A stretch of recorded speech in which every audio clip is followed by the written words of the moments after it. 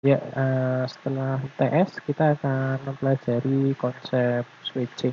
Di sini switching masuk ke dalam SMA 2 yang sebelumnya masuk ke SMA 3. Sekarang materinya lebih di-split ke masing-masing modul. Jadi di sini cakupannya adalah masuk ke SMA 2 untuk yang versi 7.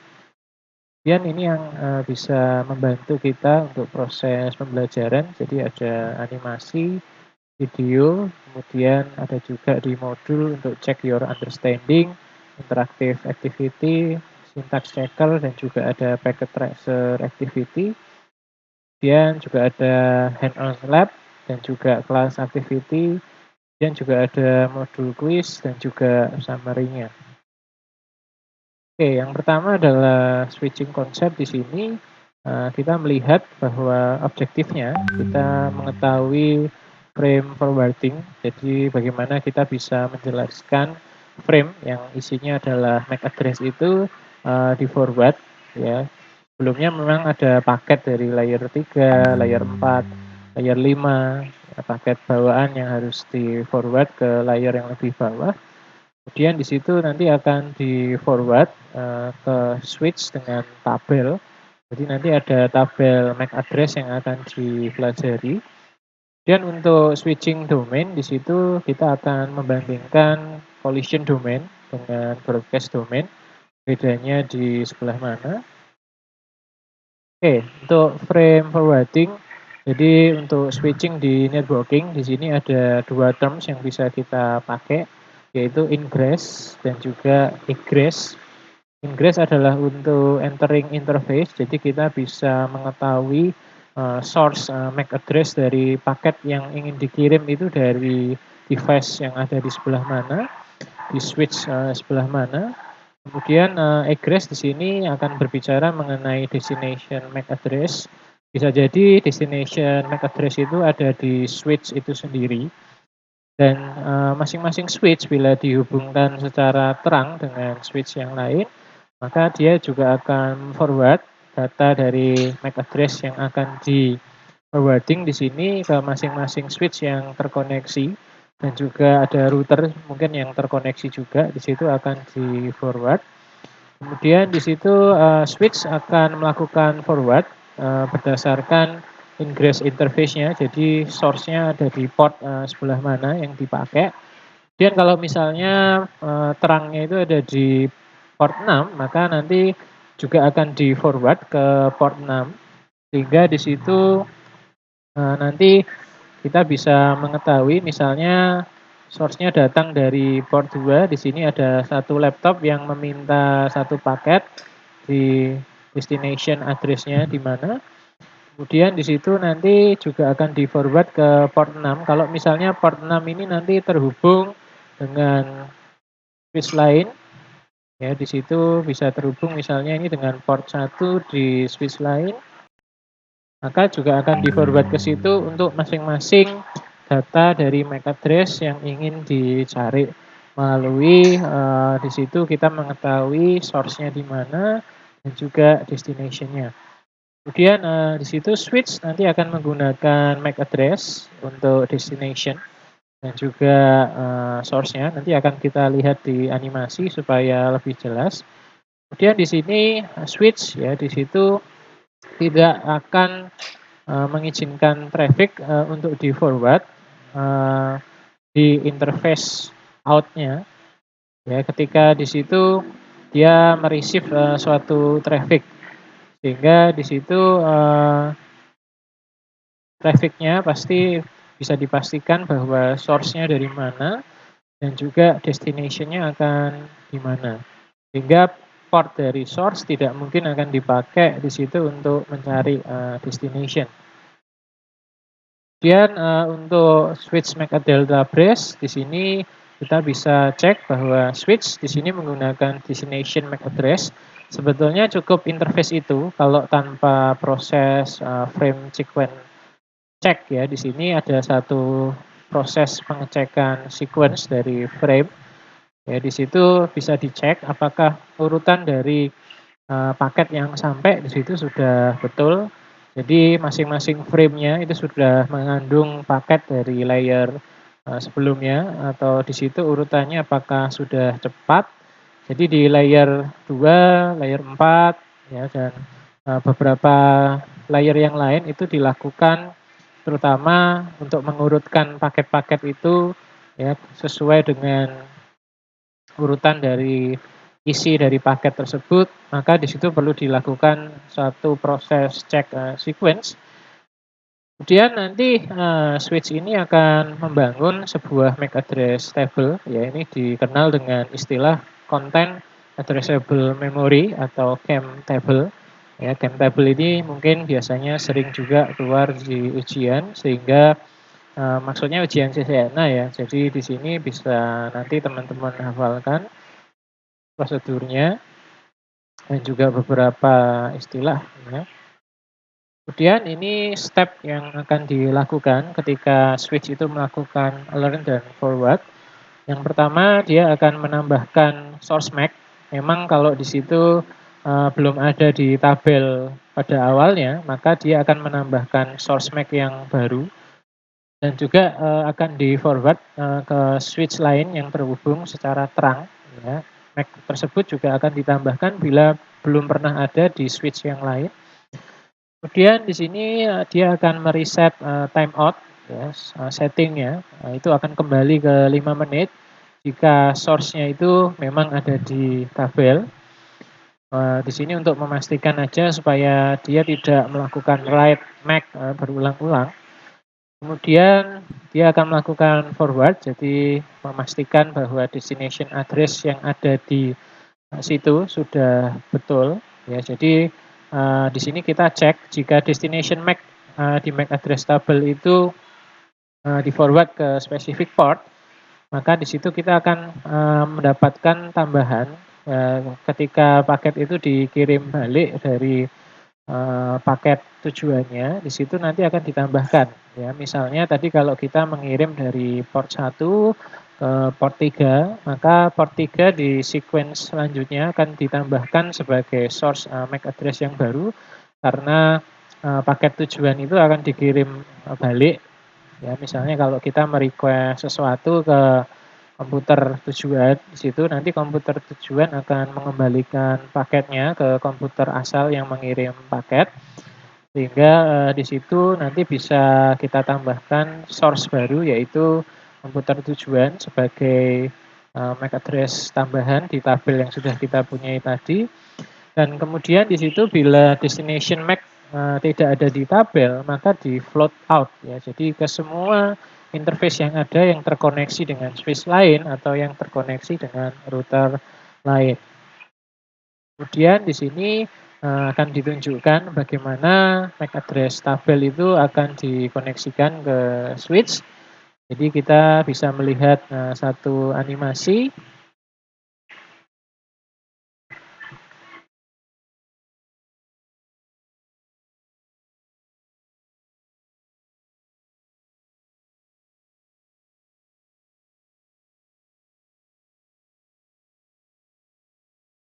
In this video, PCA is going to send an Ethernet frame to PCB, and PCB is going to send an Ethernet frame to PCA.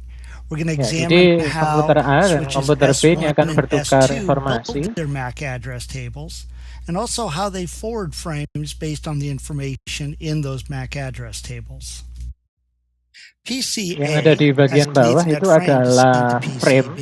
yang nanti akan The source MAC digunakan untuk address of the frame mencari is destination. 000A, and the destination MAC address is 000B. The Ethernet frame is sent to switch S1. S1 receives the Ethernet frame, examines the source MAC address, and notices that this MAC address is not in its MAC address table, so it adds the MAC address and the incoming port number. Next, switch S1 examines the destination MAC address and notices that this MAC address is not in its table, so it floods it out all ports. PCB receives the Ethernet frame, examines the destination MAC address against its own MAC address, and notices that that is a match and receives the rest of the frame. The Ethernet frame continues to be forwarded to switch S2.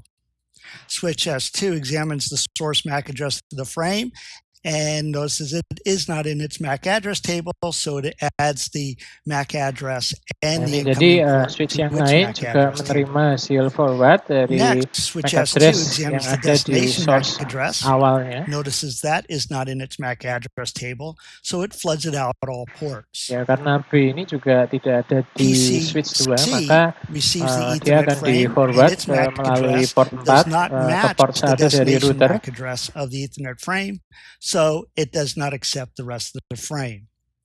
The router receives the Ethernet frame, examines the destination MAC address against its own MAC address, and notices it is not a match, so it does not receive the rest of the frame. Now let's have PCB sending a frame back to PCA. The source MAC address of the frame is 000B and the destination MAC address is 000A. PCB sends it to switch Jadi S1. ketika sudah selesai tadi proses sinyalisasi tabelnya, maka di sini nanti MAC address B itu akan dimasukkan ke dalam source karena dia menjadi source yang baru untuk kemudian destination-nya kembali ke komputer yang merequest paket tadi dari komputer A. Jadi hasil dari komputer tujuan ini tidak akan di forward, yang di forward hanya ketika tadi ada source awal.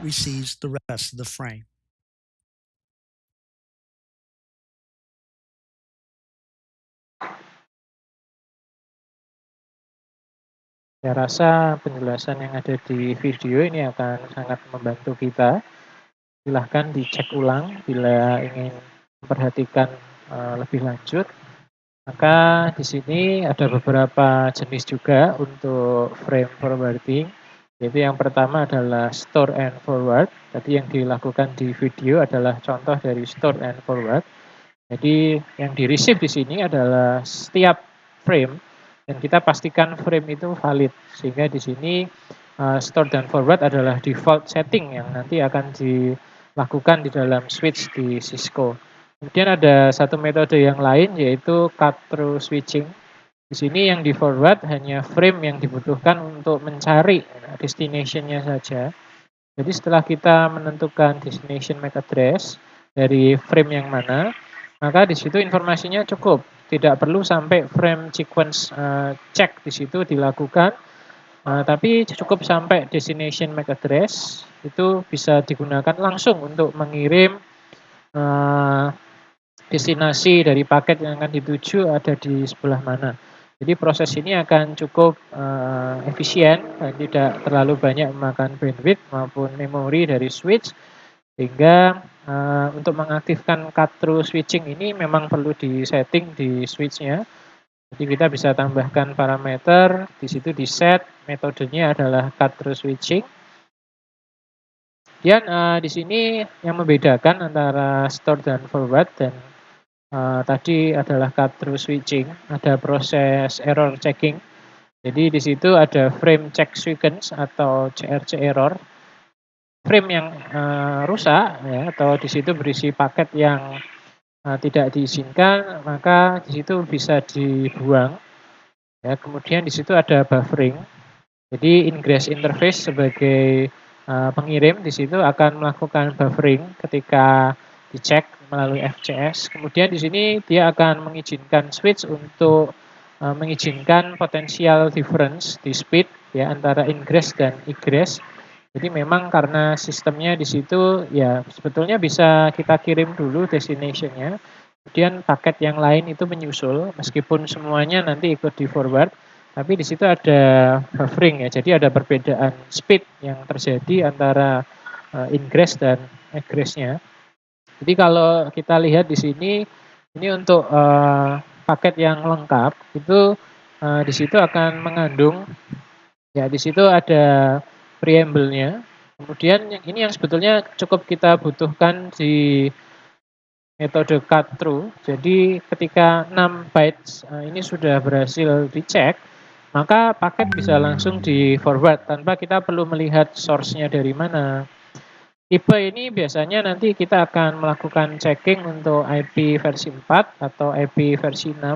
Jadi di situ kita mengetahui MAC address yang dipakai apakah bisa dipakai untuk IP versi 4 atau versi 6. Ya, kemudian yang di sini ini frame sequence sense yang dilakukan ya di dalam proses store dan forward. Jadi di sini ada proses pengecekan checksum ya. Biasanya kalau Anda download satu file itu perlu dicek sum supaya mengetahui apakah file itu betul yang dikirim sudah lengkap dan juga apakah file yang dikirim itu tidak dimodifikasi. Jadi ya prosesnya seperti ketika Anda mendownload satu file kemudian dicek ada bit-bit tertentu yang dipakai untuk memastikan apakah di situ ketika ditambah atau di XOR kan itu akan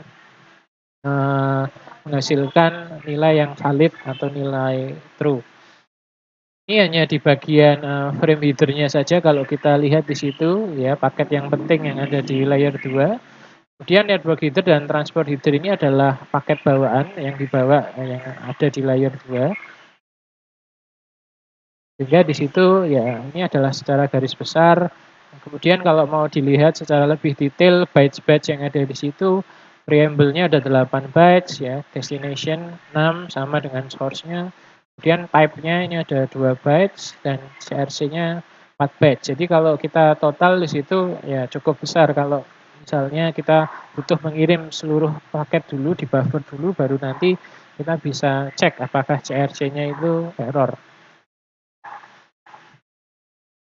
Kemudian untuk cut through switching ya di sini yang perlu dibaca hanya preamble-nya saja, kemudian destination MAC address itu akan cukup. Jadi cut through ini akan melakukan forwarding secara immediately langsung ya ketika frame itu mengetahui destination-nya.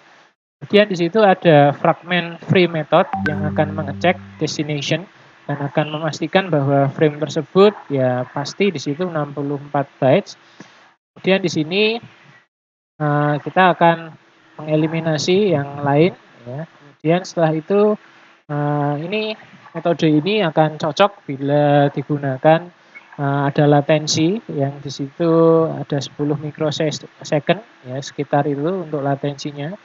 Tidak dibutuhkan cek FCS, jadi tidak perlu dilakukan di sini pengecekan error. Memang kalau tabel dari MAC address-nya itu sudah terbentuk akan lebih efisien kalau kita pakai cut through switching ini.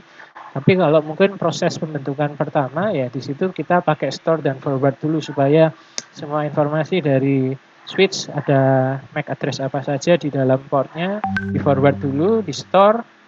Kemudian di situ baru nanti ketika tabelnya sudah terbentuk tidak dibutuhkan lagi cek error sequence yang secara periodik dilakukan, maka di situ nanti baru bisa diaktifkan metode cut through switching.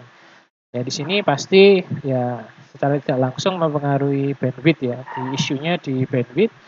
Kemudian ketika dilakukan cut through switching ini akan membuat switch akan melakukan beberapa error ya. Nanti karena paket yang dikirim tidak lengkap, ya ini ada satu imbasnya yaitu ada beberapa error yang bisa terjadi.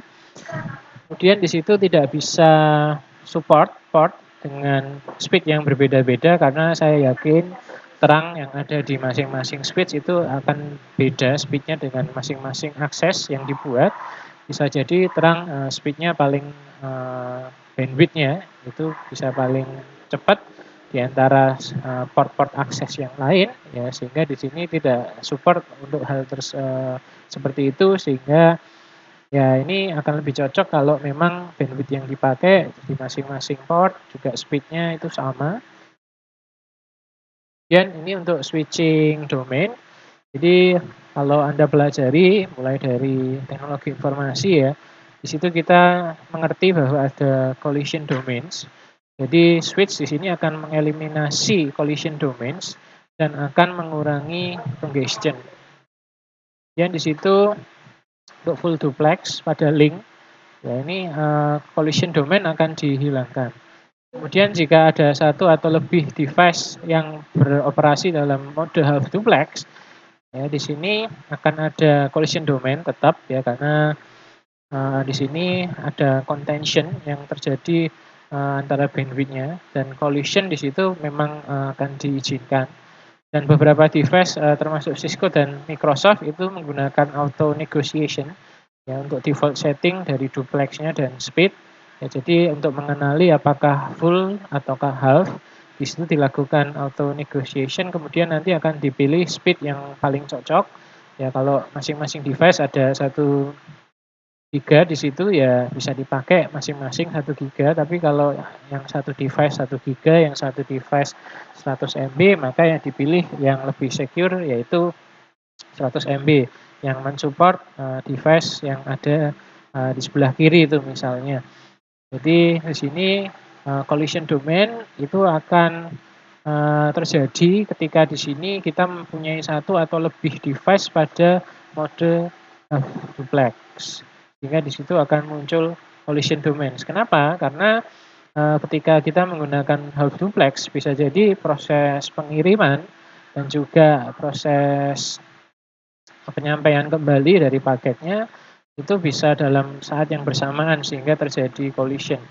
Ya beda halnya kalau di sini full duplex ya kita mengirim sudah dibedakan channel-nya dengan ketika kita menerima.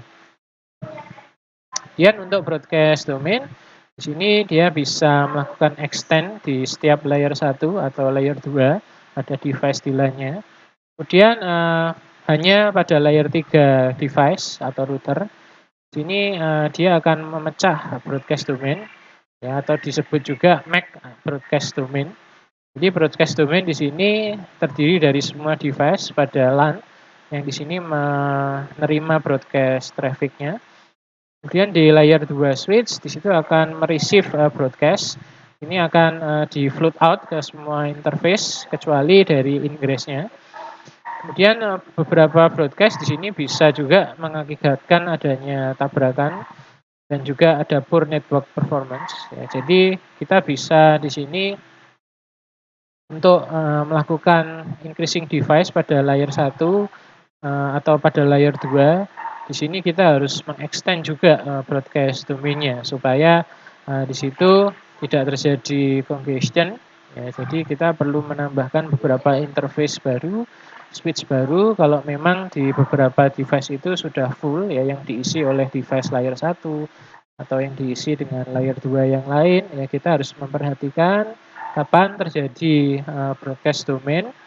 Di situ bila terlalu banyak yang harus di-broadcast ke switch yang lain, ada banyak interface yang terkoneksi, kita harus memperhatikan di mana kita harus menambah node, di mana kita harus menambah satu poin untuk membantu switch ini bisa mengurangi tadi broadcast domainnya. Kemudian untuk di sini switching domain ya di sini kita menggunakan MAC address tabel secara full dan juga full duplex untuk mengeliminasi collision dan congestion. Jadi fitur yang ada di switch ya untuk menghindari congestion ini ada beberapa, yaitu fast port speed ya di sini tergantung switchnya. Biasanya bisa di sini speed yang dikandung adalah 100 gigabit speednya. Kemudian untuk fast internal switching ini menggunakan fast internal bus atau shared memory. Jadi ada seperti cache memory tambahan yang bisa kita aktifkan di situ untuk fast internal switching.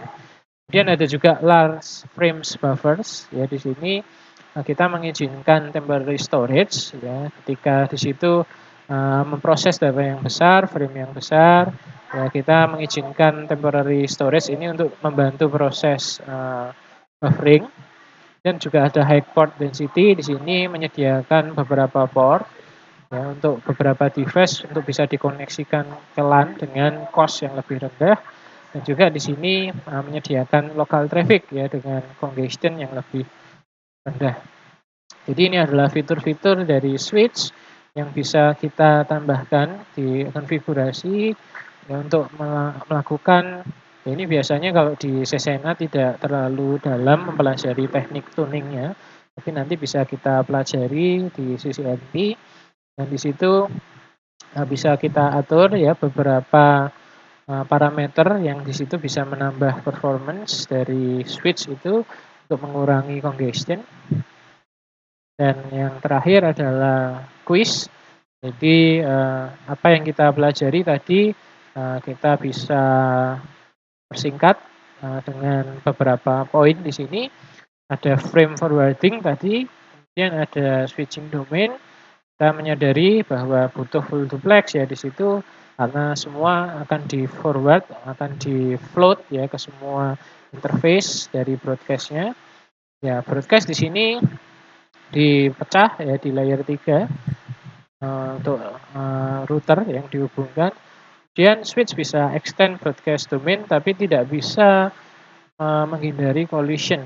Tergantung teknologi yang dipakai dan juga cara menghubungkan dengan beberapa switch yang lain itu seperti apa. Terima kasih. Ya, ini yang bisa saya sampaikan untuk kuliah kali ini.